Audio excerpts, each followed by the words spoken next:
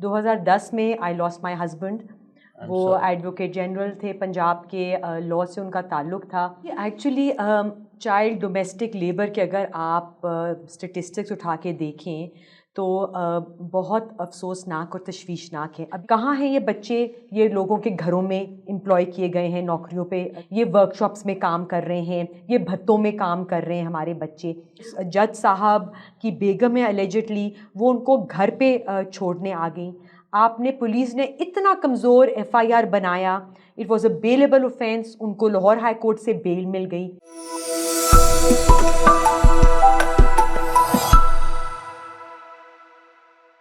جی ناظرین السلام علیکم. وی نیوز ایکسکلوسیو میں آج ہمارے پاس ایک بڑی خاص مہمان ہے. سیاست سے ان کا تعلق ہے, قومی اسمبلی کی ممبر بھی رہیں اور سینٹ کی ممبر بھی رہیں. ان سے انٹرویو کرنے کی ایک خاص وجہ یہ ہے کہ ظاہر ہے جس طرح آج کل سیاست کا ہنگامہ چل رہا ہے اور ہر وقت کوئی نہ کوئی کسی بریکنگ نیوز کے انتظار میں, بریکنگ نیوز کے تلاش میں ہے.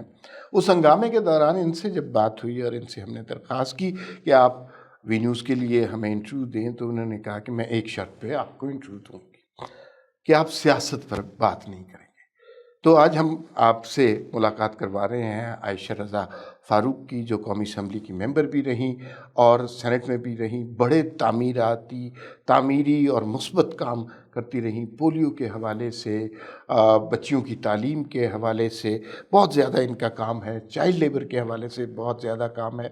ان کی خواہش یہ ہے کہ جو فروئی موضوعات ٹاک شوز میں ڈیلی لڑائی جھگڑے والے ڈسکس ہوتے ہیں تو ان پہ بات نہ کی جائے, کچھ سنجیدہ موضوعات پر بات کی جائے. عائشہ آپ کا بہت شکریہ, آپ ہمارے اسٹوڈیو تشریف لائیں. تو سیاست پہ بات کرنے سے کیوں گھبراتی ہیں جبکہ آپ خود سیاستدان ہیں؟ بسم اللہ الرحمن الرحیم. تھینک یو عمار صاحب, آپ نے مجھے انوائٹ کیا to your online platform here. میں گھبراتی نہیں ہوں سیاست سے بات کرنے کی, بٹ میں یہ کہتی ہوں کہ سیاست کے اوپر تو بات ہر چھوٹا بڑا آپ کے ملک میں سیاستدان بھی کر رہے ہیں, لیکن ہمیں اور ایشوز جو ریئل ایشوز ہیں, جو آپ کے لوگوں کو, عوام کو, سٹیزنز کو درپے ہیں, اس کے اوپر بھی زیادہ فورس سے ہمیں بات کرنی چاہیے. سیاستدانوں کو بھی کرنی چاہیے اور سب لوگوں کو, people who hold positions of power, ان کو بچوں کے لیے آواز اٹھانی چاہیے, عورتوں کے لیے آواز اٹھانی چاہیے, ان کے حقوق کے لیے آواز اٹھانی چاہیے. تو گھبراتی نہیں ہوں, بٹ میرا یہ خواہش ہے کہ ہم سب مل کر ان موضوعوں پہ, مین اسٹریم میڈیا پہ, آپ کے ایسے پلیٹ فارمز پہ اور ایشوز پہ بھی بات کریں جو ہماری قوم کو درپے ہیں. آپ کا بنیادی پروفیشن انیشلی تعلیم تھا اور آپ بڑے اچھے انسٹیٹیوشن میں پڑھاتی رہی. تو تعلیم کا آپ کچھ تھوڑا سا اپنی تعلیم کے حوالے سے, اپنے بیک گراؤنڈ کے حوالے سے اور اس لیول تک پہنچنے تک کی کہانی تو سنائیں. جی, میں لاہور میں ہی پلی بڑھی ہوں, وہیں کی میری تعلیم ہے. لاہور گرامر اسکول سے میں نے سینئر کیمبرج کیا, پھر میں کینیڈ کالج گئی, وہاں سے میں نے ایف اے کیا. پھر میں LUMS Lahore university of management sciences سے میں نے اپنا ایم بی اے کر کے میں پڑھانا شروع کیا لاہور اسکول آف اکنامکس میں. ڈاکٹر شاہد امجد کا وہ اسکول تھا, وہاں پہ میں نے اکاؤنٹنگ اور ریسرچ جیسے سبجیکٹس بہت سال پڑھائے. 2010 میں آئی لاسٹ مائی ہسبینڈ. وہ ایڈوکیٹ جنرل تھے پنجاب کے, لاء سے ان کا تعلق تھا. So for emotional reasons at the time, میرا بیٹا 10 سال کا تھا, میں نے اپنے آپ کو بزی کرنے کے لیے انڈر گریڈ لاء LLB کیا پنجاب یونیورسٹی سے. آئی واز لکی, ٹائم بہت تھا, محنت خوب کی. سو آل 3 کنزیکٹیو ایئرز میں نے ٹاپ کیا یونیورسٹی میں. اور یہ ٹائم تھا 2013 میں کہ الیکشنز جو ہیں وہ ہو رہے تھے, جنرل الیکشنز ہمارے ملک میں. PMLN نئے فیسز ڈھونڈ رہی تھی, انٹرویوز چل رہے تھے. سو میں نے سوچا کہ ہم ڈرائنگ رومز میں بیٹھ کے تو بہت کرٹیسائز کرتے ہیں کہ یہ مسئلہ ہے, حکومت یہ نہیں کر رہی, تو ہم کیوں نہ خود اگر یہ موقع ملتا ہے تو اپنی آواز اٹھائیں اور مین اسٹریم پالیٹکس میں آ کے بھی کچھ کام کریں. That is when I was lucky کہ مجھے وہ موقع ملا اور میں PMLN کی ریزرو سیٹ سے نیشنل اسمبلی میں 2013 میں آئی. اور 2 سال میں نیشنل اسمبلی کی ممبر رہی. پھر 2015 میں سینٹ کے الیکشنز آ گئے اور تب پارٹی نے مجھے کہا کہ آپ سینٹ کے الیکشنز لڑیں. سو میں بہت مشکور ہوں اپنی پارٹی لیڈرشپ کی, PMLN کی, کہ انہوں نے مجھے موقع دیا کہ میں دونوں houses, lower house national assembly and upper house parliament میں میں نے ٹائم گزارا, اپنی آواز اٹھائی. اور سینٹ میں مجھے پھر 2 committees, I was the chairperson committee on delegated legislation جو سینٹ کی تھی، اور اس کے علاوہ میں نے committee standing committee on rules of procedure and privileges کی بھی میں چیئر پرسن رہی. تو بہت مزہ آیا سینٹ میں بھی کام کرنے کا، بڑے سینئر لوگوں کے ساتھ بیٹھی، ان سے سیکھا، ڈبیٹ میں حصہ لیا. If I can stop you for a minute. جب آپ یہ ڈیسیژن کر رہی تھیں because of your personal circumstances and reasons کہ آپ نے سیاست میں اب آنا ہے، بدقسمتی سے، یہ بدقسمتی ہی کہنی چاہیے، نون لیگ کا میں بہت پڑھی لکھی خواتین کا رواج نہیں تھا پہلے کے زمانے. اب تو ظاہر ہے اب مریم نواز کے آنے سے، مریم اورنگزیب کے آنے سے چینج ہو گیا. تو آپ نے یہ انٹینشنل چوائس تھی پی ایم ایل این یا پیپلز پارٹی بھی اویلیبل تھی، تو آپ نے کیسے چوز جی میرے سسرال میں سسرال بہت closely aligned P M L N کے ساتھ تھا. میرے سسر جو ہیں وہ attorney general Chaudhry Farooq he had served as Pakistan attorney general. میرے late husband advocate general Punjab تھے. میرے ایک چچا سسر پی ایم ایل این کے ٹکٹ ہولڈر کمالیہ سے الیکشنز لڑتے رہے تھے. سو میرے سسرال میں تو پی ایم ایل این کے علاوہ کسی پارٹی کے بارے میں نام لینا بھی واز بلاسفیمس. لیکن سسرال سے تو آدمی کا جھگڑا رہتا ہے. نہیں جی، مائی سسرال I am very close to my in laws, اور میرے ہسبینڈ کی وفات کے بعد بھی میں ابھی تک اپنے سسرال کے ساتھ ہوں. انہوں نے مجھے پالیٹکس میں انکریج بھی کیا، میری اپنی بھی پرسنل لیول پہ بھی. I thought as I told you کہ یہ ٹائم ہے کہ ہم ایکٹیولی آگے آئیں، عورتوں کے حقوق کے لیے آواز اٹھائیں، بچوں کے لیے، اور جو مسائل ہمارے قوم کو درپے ہیں اس پہ ہم کام کریں. اور تب آئی تھنک مریم نواز شریف کی وجہ سے بھی بہت سی اور پڑھی لکھی عورتیں جو ہیں وہ فور فرنٹ پہ آئیں، ینگر لاٹ کو چانس دیا گیا. اور آج آپ دیکھیں کہ پی ایم ایل این میں کیبنٹ میں بہت عورتیں ہیں اور بہت ہی مثبت کردار ادا کر رہی ہیں پالیٹکس میں بھی، otherwise also to improve the livelihood of our citizens. اچھا، آپ کے اب تھوڑی سی آپ کی پروفیشنل لائف کے حوالے سے یا جن موضوعات پر آپ نے کام کیا، جن پر آپ بات کرنا چاہتی ہیں، اس پہ تھوڑی سی بات کرتے ہیں. چائلڈ لیبر کے کیا ایک سنجیدہ مسئلہ ہے پاکستان میں؟ ہمارے ہاں تو یہ سمجھا جاتا ہے کہ بچے ارننگ اینڈ ہوتے ہیں، جتنے ہوں اتنا بہتر ہے، اور وہ کما کے دیتے ہیں، ماں باپ کا سہارا بنتے ہیں. تو وہ متھ غلط ہے، وہ تصور غلط ہے. جی ایکچولی چائلڈ ڈومیسٹک لیبر کے اگر آپ اسٹیٹسٹکس اٹھا کے دیکھیں تو بہت افسوسناک اور تشویشناک ہے. ابھی پاکستان میں آپ کے اس وقت child labour survey ILO FCDO اور حکومت پاکستان کی کاوشوں سے از انڈر وے. پنجاب میں اور گلگت بلتستان میں اس کے ریزلٹس جو ہیں وہ کولیٹ ہو گئے ہیں اور آفیشیلی شیئر بھی ہو گئے ہیں. The problem domestic child labour میں یہ ہے کہ ان آفیشیل ان ڈاکیومنٹیڈ سیکٹر میں ہے. کہاں ہیں یہ بچے؟ یہ لوگوں کے گھروں میں امپلائی کیے گئے ہیں نوکریوں پہ، یہ ورک شاپس میں کام کر رہے ہیں، یہ بھتوں میں کام کر رہے ہیں ہمارے بچے. اور یہ فارمل سیکٹر میں چونکہ نہیں ہیں، آپ کی بڑی بڑی فیکٹریز میں نظر نہیں آئیں گے، تو ان کے اوپر ان کو ریگولیٹ کرنا، ان پہ چیک رکھنا بہت مشکل ہو جاتا ہے. سو اس کے اوپر بہت زاویوں سے اس پہ کام کرنے کی ضرورت ہے. ایک تو national as chair person national commission on the rights of child, ہم حکومت کو پرپوز کر رہے ہیں کہ چائلڈ ڈومیسٹک لیبر کو کرمنلائز کیا جائے اور PPC میں امینڈمنٹ کی جائے، تاکہ 18 سال کے کم بچہ کہیں بھی اگر امپلائڈ ہے اپنی ماں باپ کی سپرویژن کے بغیر تو اس کو کرمنلائز کریں. ٹھیک ہے جی.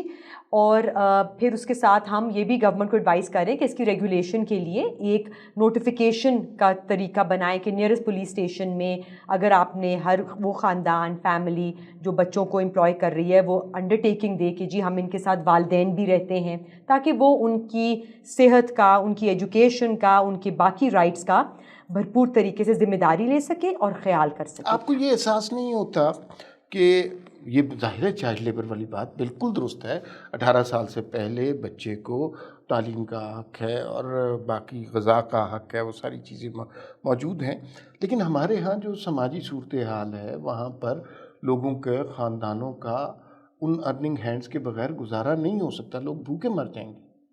دیکھیں آپ یہ جو آرگیومنٹ پیش کر رہے ہیں نا، یقینی طور پہ آسان نہیں ہے. ایک تو پہلے آئی تھنک اسٹیٹ کو چاہیے اپنا ذرا اسٹیپ اپ کرے رول، اور جو ہماری کانسٹیٹیوشن بھی کہتی ہے آرٹیکل 25A کہ 16 سال تک بچوں کو فری اینڈ کمپلسری ایجوکیشن ملے گی.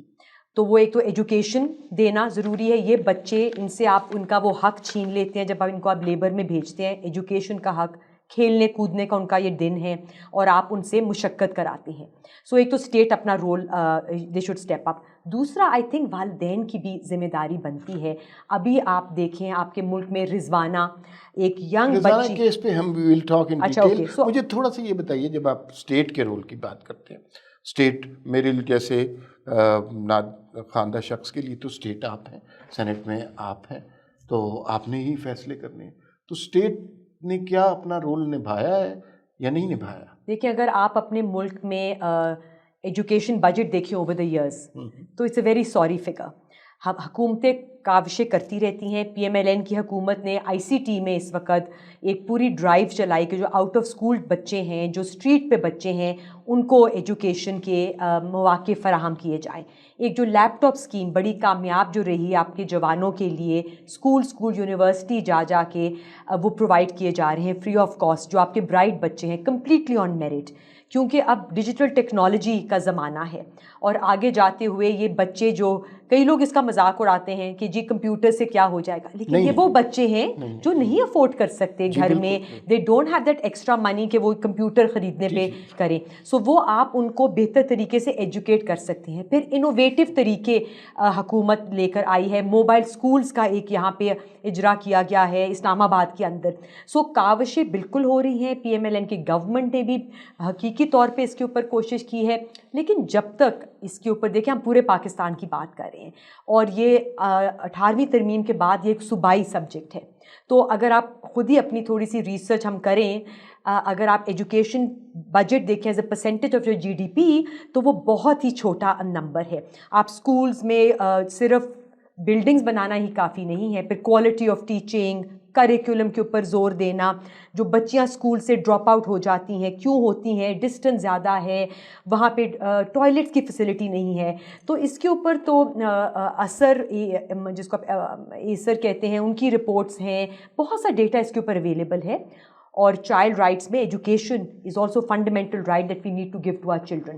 تو ایک تو یہ بچوں کو آپ نے صحیح کہا کہ پاورٹی جو ہے, غربت جو ہے, مجبوری پیرنٹس کہتے ہیں ہماری ہے کہ ہم بچوں کو اسی لیے نوکریوں میں بھیجتے ہیں.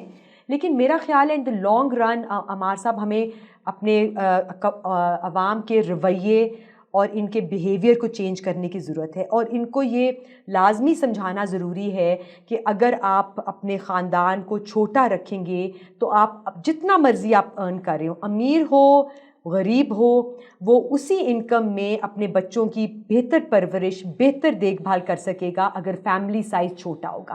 اگر 10 بچوں کے علاوہ 2 بچے ہوں گے تو پھر آپ کی اتنی مجبوری شاید نہ بنے کہ آپ ان کو گھر سے باہر بھیجیں, آپ ان کو اس رسک میں ڈالیں کہ پتہ نہیں کس قسم کے لوگ آگے ان کو ملیں, اور ان پہ جو تشدد ہم دیکھتے ہیں, جس کی واردات اور جس کے نمبرز اب اتنے بڑھتے جا رہے ہیں, of child sexual abuse, of torture, of cruelty.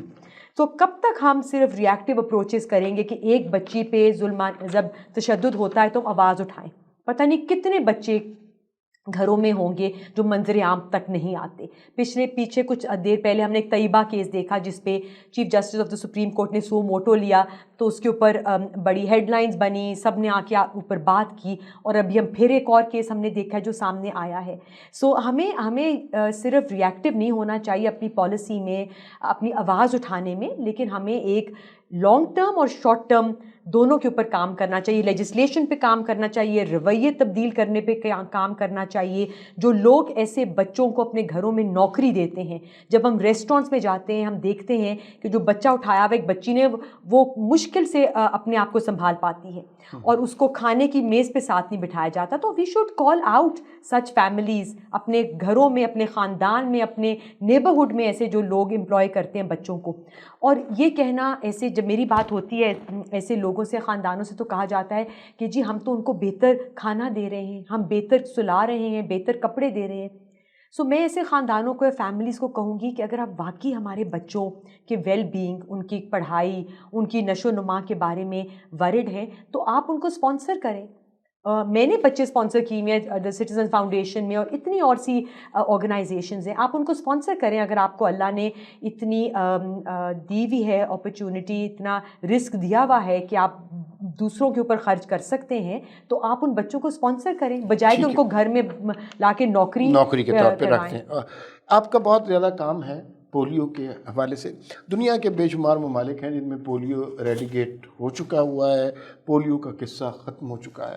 Pakistan شاید چند ہی ملک رہ گئے ہیں جہاں تھوڑے عرصے کے بعد اچانک پاپ اپ کر جاتا ہے پولیو کا کیس, ساری دنیا میں خبر بنتی ہے, ساری دنیا میں پاکستان کی ہیوملیشن ہوتی ہے اور ہمیں شرم آتی ہے.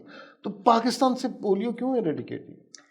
آپ کو میں ایک کہانی تھوڑی سی سناؤں. جب مجھے پرائم منسٹر میاں نواز شریف صاحب نے دسمبر 2013 میں prime ministers focal person on polio eradication کا ایک ذمہ داری دی, اور اگلے سال 2014 میں پاکستان نے 306 کیسز پولیو کے رپورٹ کیے, the worst ever in Pakistan polio eradication history. تو میرے بیٹے نے تب مجھے مذاق اڑایا میرا, اور مجھے کہا کہ ماما آپ آئی ہیں اور پاکستان میں پولیو کا یہ حال ہے کہ 306 کیسز کے اوپر پہنچ گیا ہے.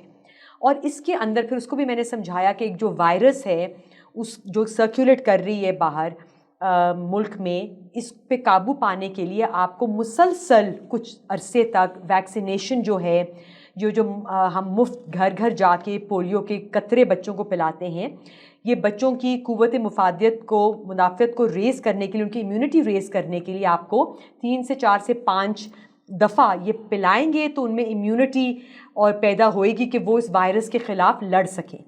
سو جو پہلے کام صحیح نہیں ہوا اسی کے افیکٹس تھے کہ 2014 میں اتنے بچوں میں پولیو کے کیسز سامنے آئے, اور پھر بتدریج حکومت نے اس وقت کی, اور ہماری تمام پولیٹیکل پارٹیز اس وقت, پیپلز پارٹی کی حکومت تھی سندھ میں, پی ٹی آئی کی حکومت تھی خیبر پختونخوا میں, آپ کی ایک الائنس تھی بلوچستان میں, اور پنجاب اور سینٹر میں پی ایم ایل این تھی. تمام حکومتوں کے ساتھ بیٹھ کے ابو پارٹی اور پولیٹیکل لائنز ہم نے کام کیا, کیونکہ جو health should be kept above politics, education should be kept above politics, children's rights should be kept above politics. کچھ چیزوں کے اوپر اگر ہم یہ کنسنسس کر لیں کہ ان کے اوپر پالیٹکس نہیں کھیلنی, تو ہم بہت بہتر طریقے سے Pakistan will see us moving on a positive trajectory ان سب چیزوں کے اوپر. You're not answering my question. میرا کوشچن یہ تھا کہ ہم ایریڈیکیٹ کیوں نہیں کر پائے. سو اس زمانے میں بھی اور آج بھی وہ ہے, تب ہم اس لیے اس حال میں تھے کہ ہمارے ہارڈ ٹو ریچ ایریاز تھے جہاں پہ ہماری پولیو ٹیمز کی جو رسائی تھی وہ ناممکن تھی. ہماری پولیو ٹیمز کو نشانہ بنایا جا رہا تھا بتدریج ایک ٹیررزم کا. ابھی کل میں نے اخبار میں دیکھا ہے کوئٹہ میں جو پولیس آپ کی پولیو ٹیمز کی سیکیورٹی کے لیے نافذ ہوئی ہے, اس کو دوبارہ اٹیک کیا گیا ہے اور 2 پولیس مین آپ کے شہید ہوئے ہیں. ویسے آپ کے خیال میں کیا ریزن ہے polio teams So I'm just saying it is not just a health issue.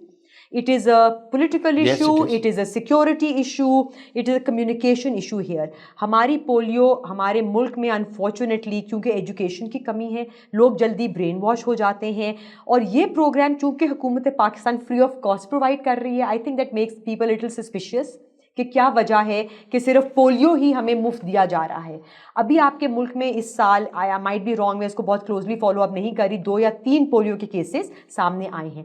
آپ کے لوگوں کی مجبوریاں اور ہیں, ان کو کھانے کو نہیں مل رہا, ان کو صاف پانی پینے کو نہیں مل رہا. ہماری پولیو ٹیمز ہمیں تب کہتی تھی, اب بھی سننے میں آ رہا ہے کہ لوگ کہتے ہیں جی پولیو کیوں ہمیں پلا رہے ہیں, ہم پولیو کے قطرے تب تک نہیں پئیں گے جب تک ہمیں حکومت صاف پانی نہ دے, جب تک ہم حکومت سڑک نہ بنائے, جب تک حکومت وہ سیوریج کے جو باہر ڈمپ پڑا ہوا ہے گند کا وہ صاف نہ کرے.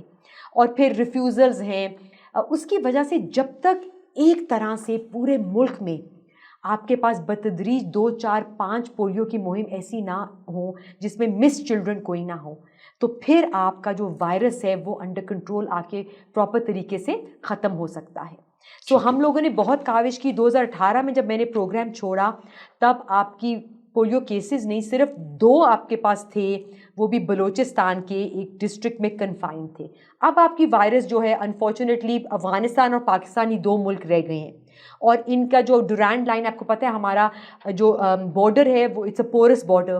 آدھے خاندان کبھی بارڈر کے اس طرف کام کرنے جاتے ہیں, پھر گھر دوسری طرف آتے ہیں واپس. سو جو وائرس وہاں اور اس طرف ہم کو اکٹھے ختم کرنا ہے.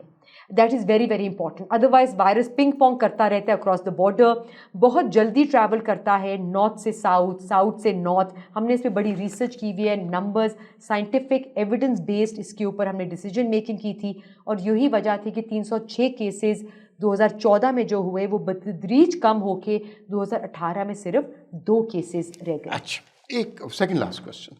کام you can ask me more also. جی آپ نے کام کیا ہوا ہے خواتین کے حوالے سے, ورک پلیس ہراسمنٹ کے حوالے سے, اور اس حوالے سے کیا چیلنجز ہیں اس میں خواتین کو, اور یہ سوسائٹی کن کن جگہ پہ ہمیں کریکٹ کرنے کی ضرورت ہے اپنے آپ کو؟ اس کے اوپر تو ایک پورا پروگرام کیا جا سکتا ہے, جتنے چیلنجز اور جتنے مسائل ہماری عورتوں کو ہیں. ایک تو پہلے میں کہوں گی کہ I am an optimist at heart, اور میں گلاس کو آدھا فل ہمیشہ دیکھنا چاہتی ہوں. ہماری عورتیں بے شک وہ پولیٹیکل ڈومین میں ہوں, سوشل ڈومین میں ہوں, فائنینشیل, اکنامک, بہت بہتری ہوئی ہے. ہم وہ ملک ہیں جس نے اسلامی ممالک میں we had one of the first female prime ministers of the country, first speaker ہماری نیشنل اسمبلی کی فیمیل تھی, آپ کی first leader of the opposition senate میں فیمیل تھی. تو بہت سے فرسٹ ہیں ہمارے. آپ دیکھتے ہیں عورتیں ہماری ماؤنٹینئرز ہو گئیں, عورتیں ہماری نوبیل پرائز لے رہی ہیں آرٹس کی فیلڈ میں, سائنس کی فیلڈ میں, آپ کی بچیاں ہو گئیں, بہت سے نام ہیں. لیکن سو دیو شیٹرڈ گلاس سیلنگز ہیئر, لیکن وہ کرنا الون از ناٹ انف. یہ جو چیزیں ہیں یہ گراس روٹ لیول پہ ہماری جو دیہات کی عورتیں ہیں, جو ہماری جو لوور سوشل اکنامک طبقہ ہے, وہاں پہ ان کی زندگی میں بھی بہتری آنا بہت ضروری ہے.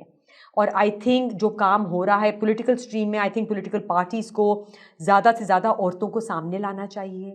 جو الیکشن ایکٹ میں امینڈمنٹ آئی تھی جو کہتی ہے کہ 5% عورتیں جنرل سیٹس پر آئیں, اس میں بھی I think Luke warm response آپ کو نظر آتا ہے پارٹیز کی طرف سے. حالانکہ اگر آپ نیشنل اسمبلی یا سینٹ کا بزنس اٹھا کے دیکھیں, پلڈیٹ نے اس پہ بہت ریسرچ کی ہے, زیادہ تر بزنس جو ہے وہ عورتیں, female members of the house آگے لے کر آتی ہیں. اسی طرح اگر آپ دیکھیں حکومت نے کاوش کی ہے, انہوں نے یہ مینڈیٹری بنایا ہے کہ پبلک سیکٹر انٹرپرائزز جو ہیں ان کے بورڈز کے اوپر ایک عورت کا ہونا بہت ضروری ہے. So all these legislation, these policies جو ہیں یہ مدد دیتی ہیں. جب عورتیں ان کمروں میں بٹھائی جائیں گی جہاں پہ عورتوں کے حقوق اور عورتوں کی پالیسی پہ بات ہوگی, تو پھر ہی آپ کے سامنے جینڈر سینٹرک پالیسیز سامنے آئیں گی. سو یہ کاوش ہو رہی ہے ان دا رائٹ ڈائریکشن, لیکن بہت کام عورتوں کو تحفظ دینا ابھی ضروری ہے. میں ہیڈ کر رہی ہوں ایک statutory committee, special committee on anti rape investigation and trial act 2021, اور اس ایکٹ کے تحت جو ریپ کی ڈیفینیشن ہے اس کو وائڈن کیا گیا ہے. اس کے اندر ان نیچرل اوفینسز آتے ہیں, اور تشدد جو عورتوں کے خلاف ہوتا ہے اور مردوں کے خلاف, دونوں کو انکلوڈ کیا گیا ہے. اس میں گورنمنٹ کے نے اسپیشل اسٹرکچرز بنائے ہیں جس میں اینٹی ریپ کرائسس سیلز ہیں, اسپیشل کورٹس ڈیزگنیٹ ہوئے ہیں, اسپیشل پروسیکیوٹرز ہوئے ہیں, اس میں انڈیپینڈنٹ سپورٹ پرسنز لگے ہیں. آئیڈیا یہ ہے کہ جب عورتیں اور مرد دونوں, بٹ ہم نے اپنے ملک میں دیکھا ہے کہ زیادہ تشدد کا نشانہ ہماری عورتیں بنتی ہیں, ان کے لیے آسانی کی جائے کہ وہ سامنے آ کر بہتر طریقے سے, جب ان پہ تشدد ہوتا ہے, جنسی تشدد, جنسی زیادتی ہوتی ہے, تو باہر آ کے میڈیکل لیگل سروسز جو ہیں, FIR جو ہے وہ زیادہ آسانی سے ایک چھت کے نیچے اینٹی ریپ کرائسس سیلز میں ہوں. لیکن عمار صاحب یہ اسٹرکچرز تو ہم نے بنا دیے, یہ بہت اچھا بل بھی سامنے آئے, اس کے رولز بھی ابھی جب میں کمیٹی کی چیئر آئی تھی تو ہم نے بنائے ہیں, انویسٹیگیشن کے رول, ٹرائلز کے rule, anti rape crisis cells کے رول, اسپیشل اوفینڈر, ہم ایک رجسٹری بنا رہے ہیں نادرا کے پاس جو ہاؤس ہوئے گی کہ جو کنوکٹڈ اوفینڈرز ہیں ایسے کرائمز کے, ان کی ہسٹری ہو, پتہ ہو یہ کون لوگ ہیں. لیکن اس کے ساتھ ساتھ افسوس ہوتا ہے جب آپ کے بے شک پولیٹیکل لیڈرز ہو جائیں یا اور لیڈرز ہو جائیں, جب ایک ایوانوں میں بیٹھ کے, کرسیوں میں, بڑی کرسیوں میں بیٹھ کر جب وہ مسوجنی کو پرپیچویٹ کرتے ہیں اور ایسی باتیں کرتے ہیں کہ چونکہ عورت نے فلاں قسم کا ڈریس پہنا ہوا تھا تو اس کے ساتھ یہ تشدد ہوا. ابھی بڑی ڈیبیٹ ہو رہی ہے خواجہ آصف کے کامنٹس کے بارے میں, واٹس یور ریئیکشن؟ جی I am not in the parliament right now, میں نے وہ کامنٹ ابھی فالو نہیں کیا ایگزیکٹلی کہ وہ کیا تھا. لیکن جو بھی ہوں یہاں پہ جو پولیٹیکل لیڈرز ہوں, اس موٹر وے کے اس رستے پہ رات کو اس وقت نہ جائیں. آئی تھنک ہمیں بہت رسپانسبل طریقے سے یہ ریمارکس دینے چاہیے. As I said, not just political leaders, آپ کے ریلیجس اسکالرز ہو جائیں, آپ کے انفلوئنس ہو جائیں, ٹرائبل ایلڈرز ہو جائیں, کہ آپ کے ایک ہسٹری ہے, ایک پیٹریارکی کی ہسٹری ہے, ایک جینڈر اسٹیریوٹائپنگ کی ہسٹری ہے. یہاں کہا جاتا ہے کہ عورتیں ایک مخصوص پروفیشن میں رہیں گی, ان کی کم عمر میں شادی کے جو واقعات آپ دیکھتے ہیں, چائلڈ میرج کی, اس کے مسائل ہیں. تو ان سب مسائل کو حل کرنے کے لیے ہمیں اپنی عورتوں کو انکریج کرنا چاہیے, ان کی حوصلہ افزائی کرنی چاہیے, ان کے لیے مواقع پیدا کرنے چاہیے کہ وہ باہر آئیں. بہت سے مواقع پیدا کیے بھی گئے ہیں, پنک بسز چلائی گئی ہیں ان کے لیے. آپ کو پتہ ہے حکومت پاکستان نے ڈے کیئر سینٹرز کا کہا ہے کہ تاکہ عورتوں کو کریئر اور فیملی میں چوائس نہ کرنی پڑے, کہ آپ بچے پیدا کریں یا کام کریں, دونوں چیزیں وہ ساتھ ساتھ کریں. ایک سوال مجھے اس کا جواب دیجیے, اور یہ پالیٹکس سے ریلیٹڈ نہیں ہے, میری پوری کوشش یہ ہے آپ سے کوئی پولیٹیکل کویسچن نہ کیا جائے. پولیٹیکل پارٹیز میں اور ود ان جو اندر کے سرکلز ہیں, خواتین ہر پولیٹیکل پارٹیز میں, کیا اس میں جو بھی خاتون ہیں, اور میں I am not naming anyone, اس کے ڈیسیژن کو اتنی اہمیت حاصل ہے جو مردوں کے ڈیسیژن کو ہے؟ دیکھیں مجھے جنرلائز ہے کسی پارٹی کے حوالے سے. دیکھیں before I joined my party تو یہی یقینی طور پہ یہی اندیشہ تھا یا یہی امپریشن آتا تھا کہ عورتوں کو اس قسم کی امپورٹنس نہیں ملتی پولیٹیکل پارٹیز کے کمیٹیز میں بیٹھ کے یا سرکلز میں, حلقوں میں بیٹھ کے. لیکن میں اپنی پارٹی کا کہوں گی کہ جب سے مریم نواز شریف صاحبہ نے پارٹی جوائن کی ہے, ان کی وجہ سے آپ دیکھیں اگر ایک آپ کو پاورفل وائس ان کے علاوہ پارٹی میں نظر آتی ہے, مریم اورنگزیب کی ہے, شذا فاطمہ خواجہ کی ہے, شائستہ پرویز ملک صاحبہ کی ہے, رومینہ ہمیں نظر آتی ہیں ان کی ہے. اور میں خود پارٹی میں جتنا بیٹھی ہوں, بے شک اس میں ہمارے سینئر احسن اقبال صاحب ہو جائیں, اس میں رانا ثناء اللہ صاحب ہو جائیں, اس میں سعد رفیق صاحب ہو جائیں, ہم نے کبھی جھجک محسوس نہیں کی اپنی بات کرتے ہوئے, کبھی یہ محسوس نہیں کیا کہ بات اچھی لگے گی یا بری لگے گی. میاں نواز شریف صاحب, جی بالکل ہوتی ہے. میاں نواز شریف صاحب نے جب مجھے prime minister focal person on polio eradication بنایا تھا, اور مجھے یاد ہے انہوں نے مجھے بلایا اور انہوں نے کہا کہ آپ کو کیا مدد چاہیے, تب میں نے ان کو پہلی میری آس تھی کہ سر آپ کو یہ بات اچھی لگے نہ لگے, جو آپ نے مجھے ذمہ داری دی ہے, میری کام ہے کہ میں آپ کو سچائی کے ساتھ کہوں کہ کیا آپ صحیح کر رہے ہیں کیا غلط کر رہے ہیں. اور ان کو میں نے تب کہا کہ sir you need to raise your voice for polio and for polio eradication. اسی وقت انہوں نے مجھے کہا کہ ہماری کیبنٹ کی میٹنگ ہو رہی ہے, عائشہ آپ آئیں, اس میٹنگ میں بیٹھیں, بتائیں سارے کیبنٹ ممبرس کو. میں 2013 سے 18 والے پیریڈ کی بات کر رہی ہوں. اور اسی وقت ہم نے جلدی سے, انہوں نے کہا are you ready to prepare, I said جی بالکل سر. اور سو آئی مین آئی نیور ہیزیٹیٹڈ, اینڈ انہوں نے بالکل مجھے موقع دیا, انہوں نے بات سنی. تو میرا خیال ہے پہلے جو مشکل ہوتی تھی یا چیزیں وہ بہتر ہوئی ہیں, بہتری کی تبدیلی آئی ہے. And I am certainly not seeing کہ تبدیلی پوری طرح سے آ گئی ہے, کنٹینیوس امپروومنٹ آئی تھنک کرنے کی ہمیں ضرورت ہے.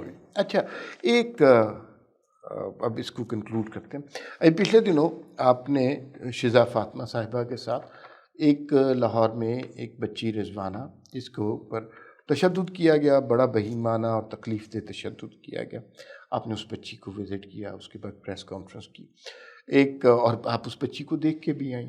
آپ خود ایک ماں ہیں, ایک عورت ہیں, ایک بچی والی سٹیج بھی آپ پہ گزری ہوگی, تو اس بچی کے حوالے سے اس کو دیکھ کے what were you feeling at that time? وہاں صاحب میں آپ کو سچی بات کہوں کہ اتنا افسوس ہوا اور اتنا ناقابل برداشت تھا اس بچی کو دیکھنا, اور اس سے زیادہ کوئی 1.5 گھنٹہ میں اور شذا فاطمہ خواجہ, اس بچی کے پیرنٹس, پولیس, اس کی میڈیکل ٹیم جو ڈاکٹرز کی تھی, ایم ایس کے ساتھ ہم بیٹھے, اور اس پورے عرصے میں جو اس کی والدہ ہیں اس کے آنسو نہیں رکے. اور بہت دفعہ میں خود ایک والدہ ہوں اور شذا ہیں, ہمارے خود ہم اپنے ایموشنز پہ قابو نہ لا پائے کہ ہم اپنی بچیوں کے ساتھ اتنا تشدد کوئی کر سکتا ہے, ایک انسان دوسرے انسان کے ساتھ اوپر. جس طرح اس کی ہم نے سٹوری سنی کہ اس کو بیٹ سے, اس کو ڈوئیوں کے ساتھ, کھانے پکانے والے چمچوں کے ساتھ, سوٹیوں کے ساتھ اس کو مارا گیا. ان کے ڈاکٹرز نے بتایا کہ اس کی جو ہڈیاں ٹوٹی ہیں وہ غلط جگہ سے جڑ گئی ہوئی ہیں, اتنی پرانی چوٹیں ہیں. اس کے سر کے اوپر جو زخم تھے اس میں کیڑے لگ گئے تھے اور اس کی شکل ایسی تھی لگتا تھا کہ ایسڈ پھینکا ہوا ہے. سو ایم ایس صاحب نے مجھے بتایا کہ میڈم یہ تیزاب نہیں ڈالا گیا لیکن جو سر کی جو چوٹیں ہوتی ہیں ان کی بیکٹیریل انفیکشن منہ پہ پھیل جاتی ہے اور یہ اس کے اوپر ہوا ہے. نیلو نیل تھی, وہ تو بے ہوشی کے عالم تھی, اس سے ہماری بات نہیں ہو سکی, لیکن اس کی ماں نے جو دل دہلا دینے والی جو باتیں بتائیں. سو میں کہتی ہوں کہ بچیاں تو ہم کہتے ہیں نا سانجی ہوتی ہیں, کہ ہم اپنی بچیوں کے ساتھ ایسا سلوک کر سکتے ہیں. میں نے یہ باتیں ہم سنتے تھے, میں نے پہلی دفعہ اپنی چیئرپرسن کے رول میں اس کو دیکھا. اور پھر آپ سوچیں کہ میری راتوں کو نیند نہیں مجھے آئی اس کے بعد. اور میں یہ کہنا نہیں چاہیے, میری ڈیوٹی ہے not just as chairperson of the commission, as a mother, as a former legislator, as a citizen of this country, کہ ہم جتنی اس کے اوپر آواز اٹھائیں کم ہے. پتہ نہیں کتنی رضوانہ ہوں گی, یہ تو ایک رضوانہ منظر عام پر آئی ہے, پتہ نہیں کتنی بچوں کا تشدد ہوتا ہوگا. اسی لیے آئی am very very sort of committed کہ ہمیں بڑی اسٹرنجنٹ لاز لانے کی ضرورت ہے. اور جو آپ نے پہلے بات کی کہ بچوں کو یا پاورٹی کی وجہ سے, غربت, مجبوری کی وجہ سے لوگ ان بچوں کو بھیجتے ہیں, تو پھر ہمیں اس چیز کو روکنا ہے, کیونکہ ہمیں ایسے خاندانوں کو بھی over a period of time ان کو روکنا ہے, کسی طریقے سے پنش کرنا ہے کہ وہ مت بھیجیں, پھر کم فیملی سائز رکھیں. اللہ نے ہمیں اشرف المخلوقات بنایا ہے اور ہمیں یہ سمجھ دی ہے کہ ہم جب بچوں کو اس دنیا میں لاتے ہیں تو ان کی پرورش, ان کی نشو و نما بھی ہماری ذمہ داری ہے. ہم ان کو سڑکوں پر نہ چھوڑیں, ان کی پرورش کرنے کی ان کی ذمہ داری لیں. کم بچے کریں تاکہ ہم ان کی صحت, ان کی تعلیم, ان کی نشو و نما کے اوپر اچھی طریقے سے اٹینشن دے سکیں. اس بچی کے 10 بہن بھائی یہ ملا کر ہیں. ان کی والدہ کے مطابق والدہ کو یاد نہیں تھا کہ وہ 6 مہینے پہلے گئی ہیں نوکری پر یا سال پہلے, اور اس عرصے میں انہوں نے صرف 1 یا 2 دفعہ اس بچی سے بات کی تھی. اور اس کو جس طرح مارا گیا, اس کو جو اس کے امپلائر سے, جو جج صاحب کی بیگم ہے الیجڈلی, وہ ان کو گھر پہ چھوڑنے آ گئیں. آپ نے پولیس نے اتنا کمزور FIR بنایا, it was a bailable offence. ان کو لاہور ہائی کورٹ سے بیل مل گئی اور ابھی ان کو کل ایک سیشن میجسٹریٹ کورٹ نے پری اریسٹ بیل دی ہے, جو ان کا رائٹ ہے. پھر ہمارے اور سول سوسائٹی اور سب کے پریشر سے آہستہ آہستہ بتدریج چوتھی FIR جو ہے اس کو اسٹرانگ بنایا گیا. اس میں اٹیمپٹ ٹو مرڈر ڈالا گیا 324, 337 کی ڈفرینٹ شک جو ہیں اس کی چوٹ دیکھ کر وہ رکھی گئی ہیں. اب ہم کہہ رہے ہیں کہ جو میڈیکل لیگل سرٹیفکیٹ ہے وہ اتنا اسٹرانگ ہونا چاہیے جس میں سب چیزیں ڈالنی چاہیے تاکہ وہ قانون کے شکنجے سے نکل نہ سکے. جب آپ کے با اثر اور طاقتور لوگ جو یہاں پہ ایک سول جج ہیں, جو قانون کے محافظ ہیں خود, اگر ان کے گھر میں ایسی چیزیں ہوئیں گی جو قانون کو جانتے ہیں, اور جب ایسے لوگ قانون کے شکنجے سے نکل پائیں گے فار ون ریزن اور دی ادر, چاہے وہ ویک انویسٹیگیشن ہو یا ویک پروسیکیوشن ہو, تو پھر آپ کیا میسج دے رہے ہیں اس ملک میں باقی لوگوں کو. بہت شکریہ عائشہ رضا فاروق, آپ سے ملاقات کی بہت خوشی ہوئی. جس طرح انلائٹن طریقے سے آپ نے گفتگو کی. ہمارے ہاں پولیٹیکل فرٹرنیٹی میں تو بہت کم خواتین اس طرح بات کر سکتی ہیں ان موضوعات پر. بہت کم لوگوں نے اتنا ڈیٹیل کام کیا ہوا ہے. آپ کا بہت بہت شکریہ ہمارے اسٹوڈیو تشریف لائے. تھینک یو جی, تھینک یو, بہت شکریہ.